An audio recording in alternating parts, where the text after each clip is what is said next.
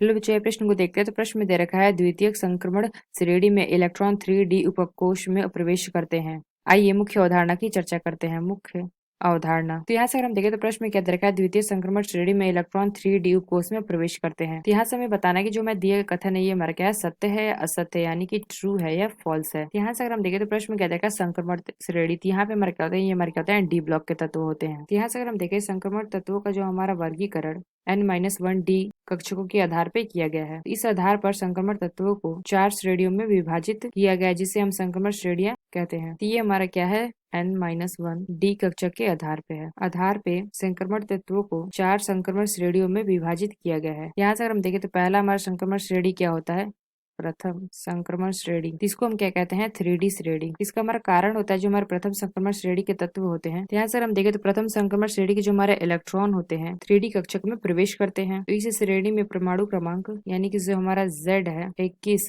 से Z बराबर 30 तक के जो हमारे तत्व हैं। दूसरा अगर हम देखें तो द्वितीय श्रेणी संक्रमण श्रेणी, जिसको हम क्या करते हैं, 4D श्रेणी भी कहते हैं। यहाँ से अगर हम देखें इसमें हमारा क्या होता है, Z बराबर 39 से Z बराबर 48 तक के तत्व होते हैं। इनके जो हमारे तत्व होते हैं हमारे कहते हैं 4D श्रेणी में प्रवेश करते हैं, इसलिए हम इसको 4D श्रेणी कहते हैं। यहाँ से अगर हम देखें तो प्रश्न में से क्या दे रखा है कि द्वितीय श्रेणी संक्रमण श्रेणी में इलेक्ट्रॉन 3D उपकोष में प्रवेश करते हैं। यानी हमने क्या देखा यहाँ पे कि जो हमारी द्वितीय संक्रमण श्रेणी है इसमें हमारे कहते हैं 4D श्रेणी में 4D श्रेणी या उपकोष में प्रवेश करते हैं इलेक्ट्रॉन, ना कि 3D में। यानी हम कह सकते हैं कि ये जो हमारा 4D में हमारा क्या 4D होगा, ना कि 3D।